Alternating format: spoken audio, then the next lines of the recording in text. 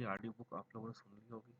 अगर नहीं सुनी हो तो मैंने जीवन के अर्थ की तलाश से मनुष्य की जो ये बुक है, जिसे विक्टर फ्रैंकल के द्वारा लिखा गया है। विक्टर फ्रैंकल वह ऑथर है जिन्होंने हिटलर के समय जो नाजी कैंप था, यातना शिविर, उस यातना शिविर में ये विक्टर फ्रैंकल ऑथर खुद बंदी के रूप में वहाँ पर मौजूद थे और अपने जीवित बचने के बाद उन्होंने अपने जीवन की सच्ची घटनाएं इस बुक के माध्यम से सबके सामने प्रस्तुत की है। और इसी बुक को मैं उन्हीं की भाषा में, उन्हीं के शब्दों में अपनी आवाज़ में आपके सामने प्रस्तुत कर रहा हूँ। जिसका चैप्टर फर्स्ट पहले मैं एक ऑडियो बुक डाल चुका हूँ।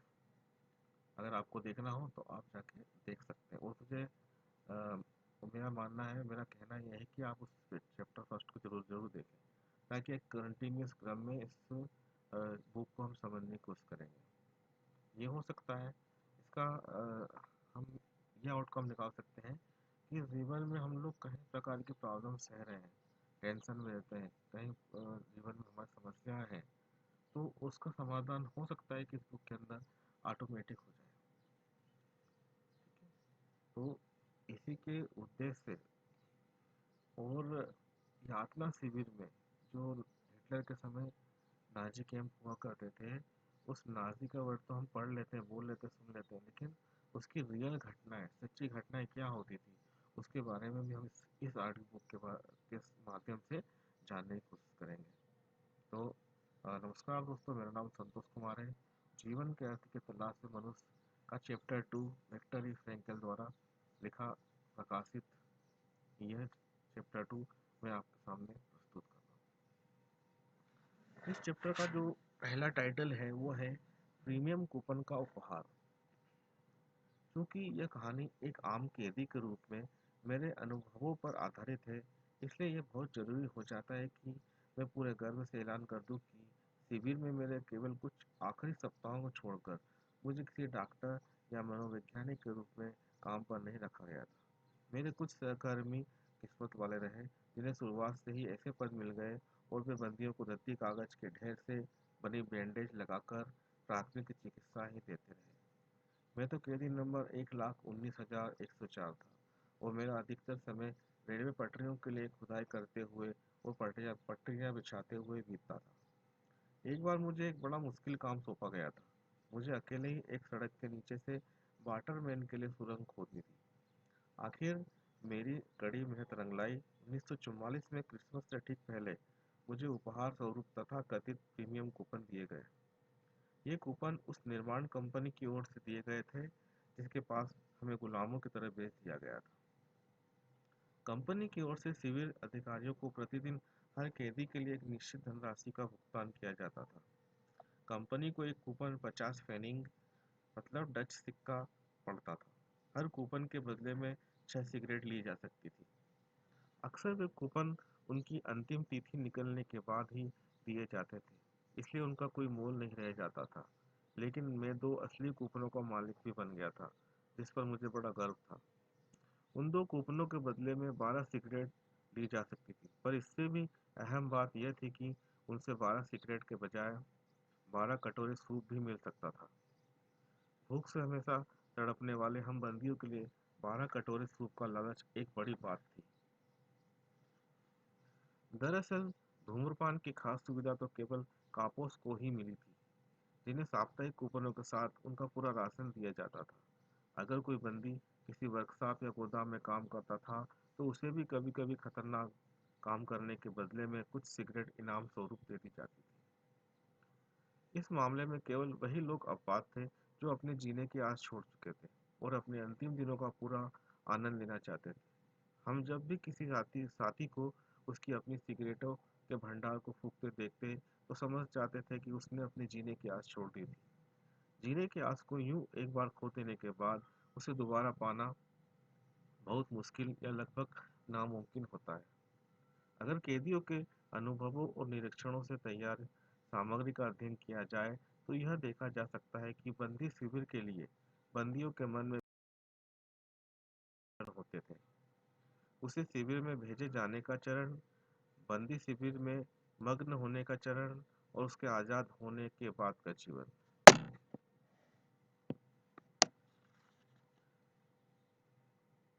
अगर आप पहले चरण के लक्षण की बात करें तो वह बड़ा हैरत अंगेज था।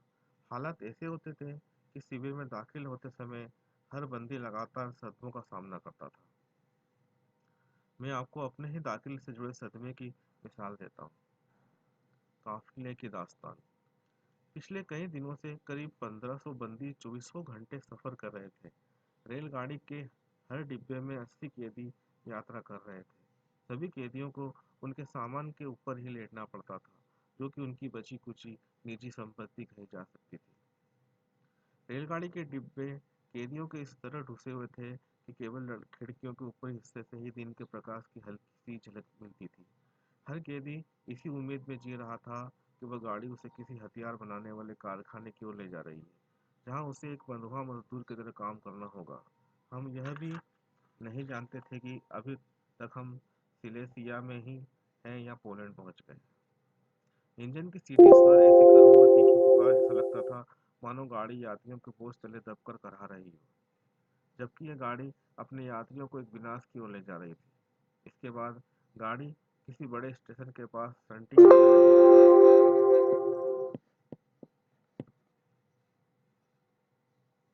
उत्सुक सहयात्रियों में से कोई चिल्लाया, यहाँ एक संकेत दिखाई दे रहा है, आसविच। उसे एक क्षण मानो सबके दिल की धड़कन थम सी गई। आसविच, यह नाम तो सबके लिए गैस चेम्बर, शवदाह व बंदियों की सामूहिक हत्या का दूसरा नाम था। आखिरकार वह गाड़ी धीरे धीरे लगभग सकुचाते हुए आगे बढ़ी, मानो अपने सहयात्रियों को जितना हो सके आसविच के भयानक नतीजों से बचाना चाह रही हो। दिन की हल्की उजास के साथ हमें गाड़ी में से ही एक विशाल केम की चार दीवारी में लगी तारें दिखाई देने लगी। मीलों मील तक लगी कटीली तारें, वाच टावर, सर्च लाइट और फटेहाल कपड़ों में इंसानी आकृतियां। हम नहीं जानते थे कि वे दिन के धुंधले उजाले में धुंधलाती हुई सीधी वीरान सड़कों पर पैदल चलते हुए जाने किस ओर जा रही थी। वहां से चीखने, चिल्लाने और आदेश के अंदाज में बजती सीटियों के स्वर भी सुने जा सकते थे। हम नहीं जानते थे कि उनका क्या मतलब था, पर मेरी कल्पना शक्ति कहती थी कि बहुत से लोग फांसी के तख्तों पर झूल रहे हैं।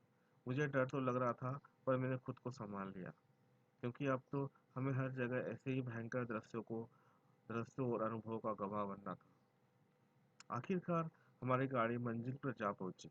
पहले पहल छाई खामोशी के बाद चारों ओर से आदेश के तीखे स्वर गूंजने लगे। असल में यह तो एक शुरुआत भर थी, क्योंकि अब तो हमें शिविरों में रहते हुए लगातार उन तीखे और कठोर सुरों में मिल रहे आदेशों का दिन रात सहन करना था। वे स्वर ऐसे थे मानो कोई शिकार अपनी आखिरी सांसें गिन रहा हो, पर इस सुर में एक अजीब सी कठोरता थी। एक ऐसे आदमी का सुर जिसे दिन रात इसी तरह चिल्लाना पड़ता हो। एक ऐसे आदमी का सुर जिनकी बार बार हत्या की गई हो। बंदी शिविरों की ओर। अचानक रेलगाड़ी के डिब्बे अपने चिर परिचित शोर के साथ खुले और कुछ बंदियों का जत्था भीतर घुस आया। वे धारीदार वर्दी में थे, उनके सिर मुड़े हुए थे, लेकिन वे दिखने में बहुत हट्टे-कट्टे थे।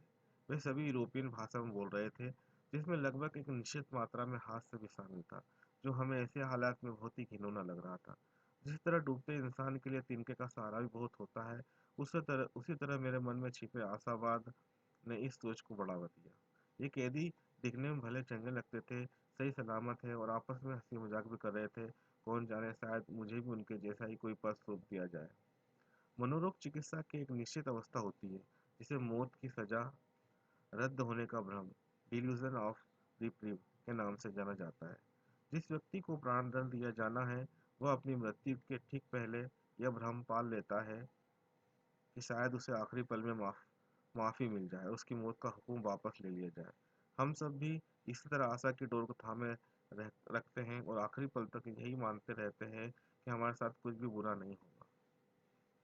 हमारे डिब्बे में घुस आए लाल लाल गालों और गोल चेहरों वाले कैदियों के चेहरे देखकर हमें भी हौसला मिल रहा था। लेकिन भला तब हम यह कहाँ जानते थे कि वे सब बंदी एक ऐसे चुने हुए खास वर्ग से थे, जो कई वर्षों से प्रतिदिन रेलवे स्टेशन पर आने वाले बंदियों को इसी तरह शिविरों में ले जाने का काम करता था। वे नए आए हुए बंदियों व उनके सामान का जिम्मा भी उठा लेते थे। इस सामान्य लोगों के पास रखी दुर्लभ वस्तुएं और तस्करी की किए गए जवाहरात भी शामिल होते थे। युद्ध के आखिरी वर्षों में ऑस्विच निश्चित रूप से यूरोप के विचित्र स्थानों में से रहा होगा। वहाँ सोने चांदी प्लेटिनम व हीरो आदि के अनूठे भंडार सिर्फ विशाल गोदामों में ही नहीं बल्कि एसएस अधिकारियों के हाथों में भी रहते थे। एक के बाद एक सदमा।